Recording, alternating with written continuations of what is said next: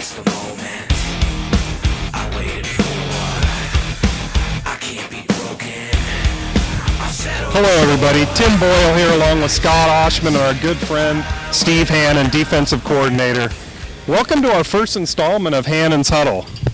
Scott, I'm going to let you kick it off with the first question for Steve. Yes, I'm going to put it all on you. It is an honor and a privilege to even be here at the Hannan's Huddle. Steve, how was your summer?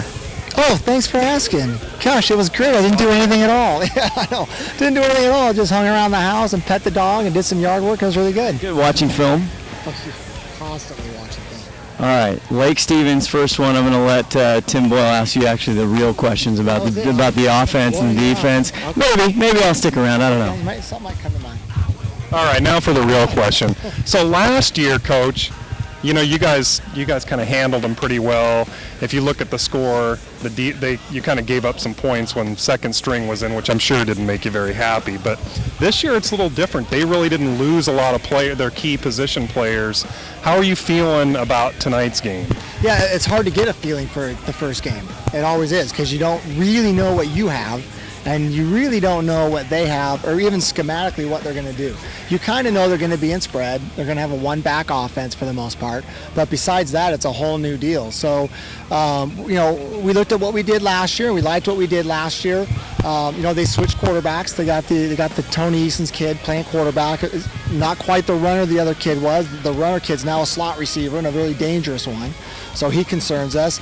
So we're just going to kind of get a feel for the game, how it works out, and what they're doing on offense. Are they doing anything different? We just don't know. Very good. We've talked in the offseason about, obviously, high school football. You lose some big seniors every year. This year, especially on your side of the ball and the offense as well. But you talk about Dunbar. You talk about, obviously, the special player, Sean Elledge.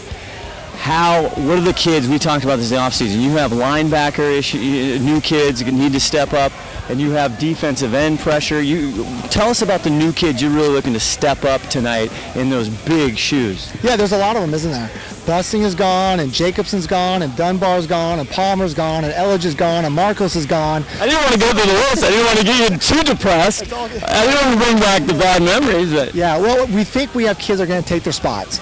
We got a little bit quicker at the inside linebacker position, so that's a plus. We're not as big or as strong there, but we're a little bit faster, which kind of fits into our defense a little bit better. Is that Brandon Jensen, or is that? Brandon Jensen will start tonight along with Zach Peterson.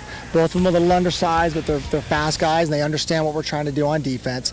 But the biggest concern for me tonight, and you guys can watch this early on, is last year with Palmer and Dunbar coming off the edge, we were able to get to the quarterback in a hurry. With Coleman and with Joel Defleson, because Pink is out tonight. Yep. If we can't get to the quarterback in a hurry, he could hurt us. So that'll be an interesting early development. Quickly, Joel, tell us a little bit about him for us and our fans who are unfamiliar with Joel. Joel was completely off our radar screen. Joel's been a part of the program since he was a freshman, and didn't expect much from him, to be honest, this year. Didn't really know where he was going to fit in. We thought about moving him to a different position, and then at camp, the kid just came alive. And sometimes that happens. The light bulb comes up like, hey, this is kind of fun. I can do this. Yep. I'm not intimidated anymore. He's worked extremely hard in the weight room. He's very powerful, and I think he's kind of feeling it now. And so his confidence is way up, and you know what? He could be a surprise tonight. We'll look for him. Yeah. Couple last quick questions and then we'll wrap it up. But the weather, you think if it starts raining, do you think that favors you or favors Lake Stevens? It favors the defensive teams. So when it was raining this morning, I was feeling a little bit better about things defensively. But then of course, really, I mean, my best defense is when my offense is on the field, right? So I want the offense to do well too. So I guess if we had to line up and play and I had to take my pick, I'd rather it to be like this than raining. Very good. Last question. We'll put you on the spot. I asked you this every game last year. Who's going to step up? Who's going to step up tonight? You think that we may not know about?